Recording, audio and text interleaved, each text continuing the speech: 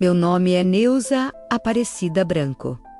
Tenho 67 anos. Trabalho com marcenaria há 43 deles. Comecei ajudando meu pai a lixar tampos de mesa quando ainda usava trança. E nunca mais parei. Minhas mãos têm calo em cima de calo. E o cheiro de verniz impregnado na pele é tão meu quanto meu próprio nome. Tenho uma pequena oficina em Presidente Prudente que se chama Branco e Filhos Marcenaria. Nome que escolhi com orgulho no dia em que meu filho Rodrigo me disse que queria trabalhar comigo. Achei que era o maior presente que a vida poderia me dar. Hoje eu sei que aquele nome na fachada era o começo de tudo que eu precisaria desmontar. Achei que conhecia minha família, que 40 anos de suor de prego batido valiam alguma coisa para as pessoas que eu amava. Mas deixa eu te contar o que aconteceu. No início de março de 2023, quando tudo começou a parecer bom demais para ser verdade, foi Rodrigo quem chegou com a notícia, numa segunda-feira de manhã, cheirando a café e sorrindo, daquele jeito largo. Ele tinha 38 anos, era casado com a Fabiana há 6, e os dois moravam num apartamento que eu ajudei a mobiliar. Mãe, a gente encontrou um terreno em Álvares Machado. Tá num preço bom, dá para construir. Eu estava lixando o pé de uma cadeira colonial. Levantei a cabeça. Rodrigo tinha os olhos brilhando. Que terreno? Vocês têm dinheiro para isso? A gente estava pensando em usar a oficina como garantia. Só assinar um papel, mãe. Você nem vai sentir. Só assinar um papel.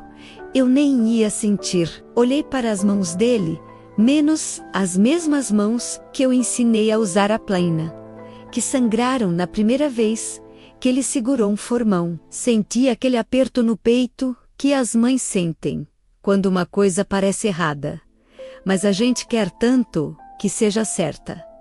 Deixa eu pensar, eu disse. Ele saiu sorrindo. Eu voltei a lixar a cadeira, mas o papel de areia na minha mão já não estava raspando a madeira, estava raspando alguma coisa dentro de mim. Aqui é onde preciso te contar sobre a Fabiana. Fabiana Roque Mendes tinha 34 anos. Era filha de família de Londrina. E quando chegou na vida do Rodrigo, parecia o tipo de mulher que uma mãe teme. Bonita demais, confiante demais. Com aquela voz que dobrava o queixo de qualquer homem na sala.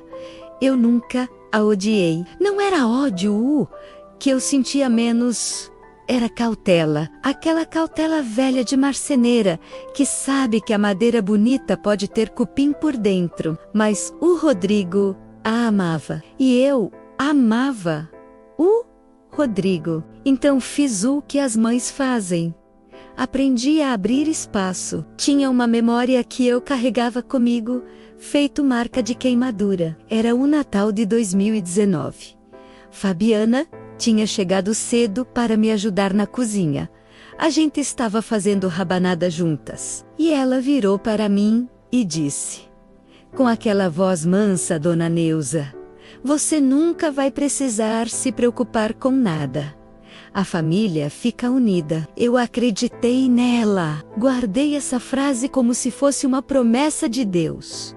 Em março de 2023, ela me apresentou essa promessa amassada. Eu não assinei nada naquela semana. Disse que estava esperando o advogado analisar o que era mentira. Mas o tempo comprado me deu espaço para observar. Comecei a notar coisas pequenas. Fabiana ligava para o Rodrigo com uma frequência irritante, e ele sempre saía do cômodo para atender. Quando voltava, estava tenso, os ombros erguidos, perto das orelhas, do jeito que ele ficava desde criança, quando estava mentindo. Numa tarde, entrei na oficina e encontrei os dois sussurrando perto da bancada. Menos pararam imediatamente quando me viram. O que foi? Perguntei. Nada, mãe. Conversando sobre o terreno. Fui até a bancada depois que eles saíram. Tinha um bloco de notas aberto. 2 números rabiscados a lápis. R$ 148.000 e R$ 312.000. Abaixo, a palavra prazo, sublinhada. Aquela noite, eu não dormi. Fiquei deitada na escuridão, cheirando o verniz, que nunca saía do meu cabelo, e pensando no que aqueles números significavam. A oficina estava avaliada em pouco mais de R$ 300.000. O primeiro número era quase metade disso. Levantei às 4 da manhã, fiz café e liguei para o meu irmão Celso. Celso tinha 60 anos e trabalhava com cartório há 30. Era o tipo de homem quieto que sabe de tudo e não fala de nada. Mas quando a irmã mais velha liga às 4 da manhã, ele atende. Neuza, o que aconteceu? Rodrigo quer que eu use a oficina como garantia. Mas tem alguma coisa errada, Celso? Pode pesquisar para mim, só para checar se tem alguma coisa no nome dele ou da Fabiana. Protestos, dívidas, qualquer coisa. Silêncio do outro lado. Você me liga amanhã, depois das 10 menos, ele disse. Quando ele ligou de volta, a voz estava diferente. Pesada, Neuza. A Fabiana tem 3 ações de cobrança no Fórum de Presidente Prudente. Uma de um banco, 2 de financeiras, o total ultrapassa R$ 140.000. Tem uma audiência marcada para maio. R$ 140.000. Eu fechei os olhos, vi a rabanada do Natal de 2019. Senti o cheiro do açúcar caramelizando. E o Rodrigo sabe?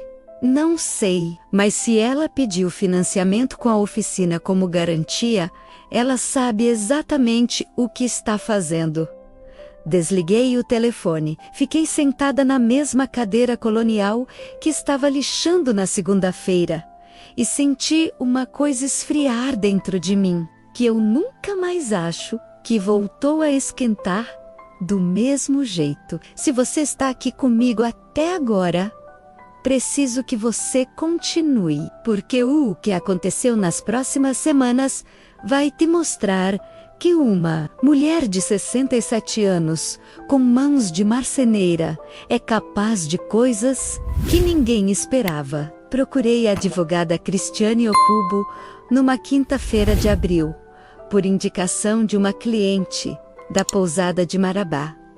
Ela ouviu tudo sem interromper. Quando eu terminei, ela fez 2 perguntas. A escritura da oficina está só no seu nome? Sim. Sempre esteve. Você tem o bloco de notas? Tirei do bolso. Ela olhou para os números, olhou para mim e disse com aquela voz plana de quem já viu muita coisa: Dona Neuza, eles estavam tentando usar a oficina como garantia de um empréstimo para quitar as dívidas da Fabiana. Se você tivesse assinado, a oficina seria penhorada. A oficina. 43 anos. As mãos do meu pai. As primeiras madrugadas do Rodrigo criança dormindo no meu colo, enquanto eu acabava o verniz. O que eu faço? Perguntei. Nada ainda. A gente documenta. A gente espera o momento certo. O momento certo chegou numa reunião de família que eu mesma convoquei no primeiro sábado de maio de 2023, sob o pretexto de comemorar os 43 anos da oficina. Convidei minha cunhada, Sônia, o Celso, minha sobrinha Patrícia, 2 funcionários antigos e meus filhos, Rodrigo e minha filha Daniela, que morava em Bauru e que eu tinha colocado a par de tudo na semana anterior por telefone. Daniela chegou na sexta à noite. Ficou na minha casa. Nós 2 sentadas na cozinha até meia-noite, ela segurando minha mão que cheirava verniz, chorando baixinho. Mãe, você vai confrontar ele na frente de todo mundo? Não vou confrontar. Vou mostrar. No sábado, a mesa estava posta. Eu tinha feito carne assada, arroz, maionese de legumes, menos as mesmas coisas que faço há décadas para cada aniversário da oficina. A Fabiana chegou com um bolo de chocolate que ela disse ter feito em casa.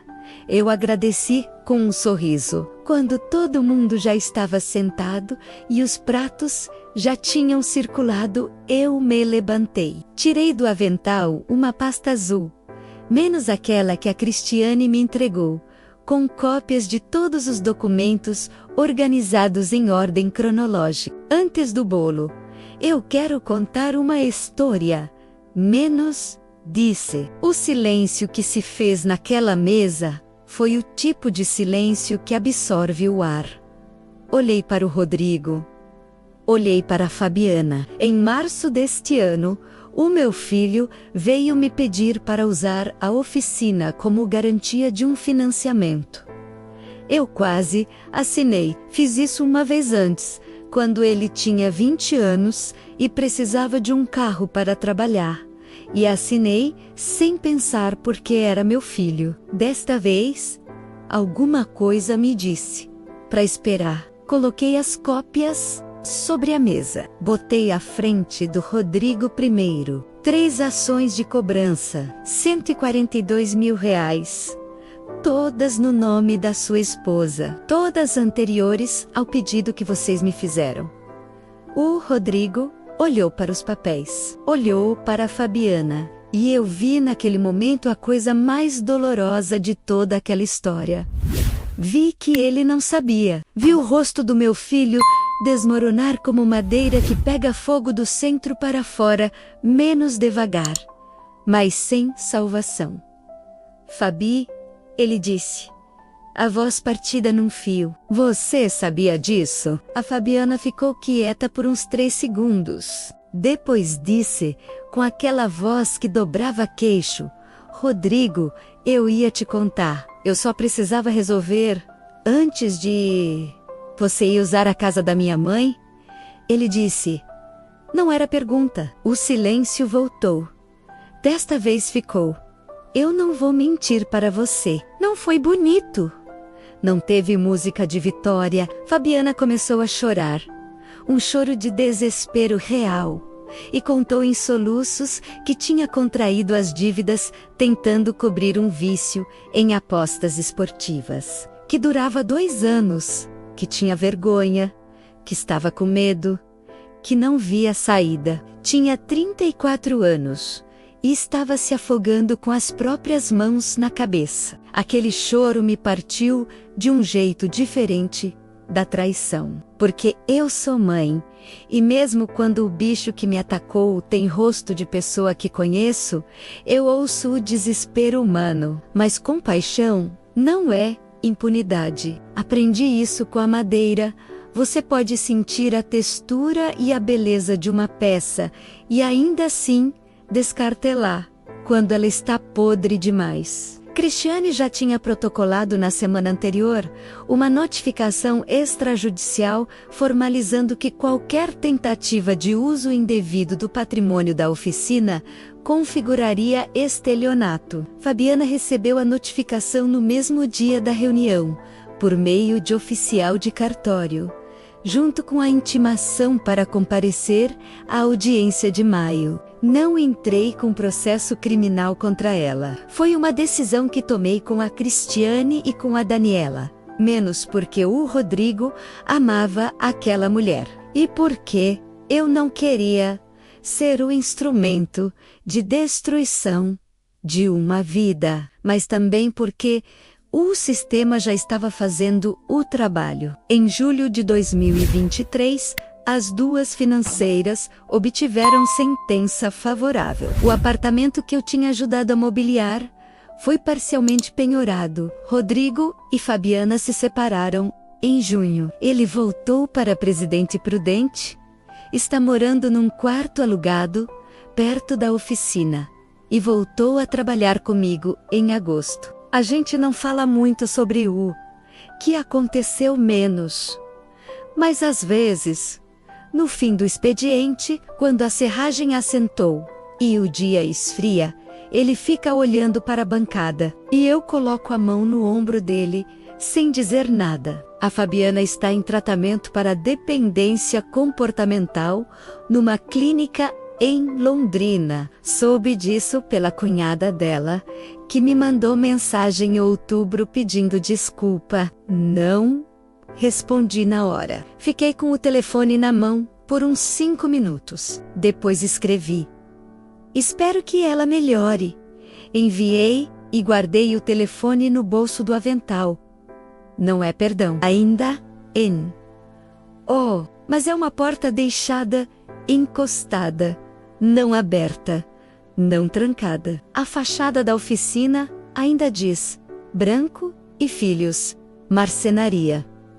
Rodrigo me perguntou uma vez se eu queria mudar. Eu disse que não, que nome é história, e história menos, mesmo a que dói, não se apaga com tinta nova. Aprendi algo naqueles meses que eu não aprendi em 43 anos de madeira: que a coisa mais perigosa que existe não é o inimigo de fora, é o vazio que a pessoa que você ama carrega por dentro, sem te contar. E que amor sem limite não é virtude, é vulnerabilidade disfarçada de generosidade. Hoje, eu tenho contratos assinados, testemunhas, advogada de confiança e a escritura da oficina, guardada num cofre que só eu sei onde fica.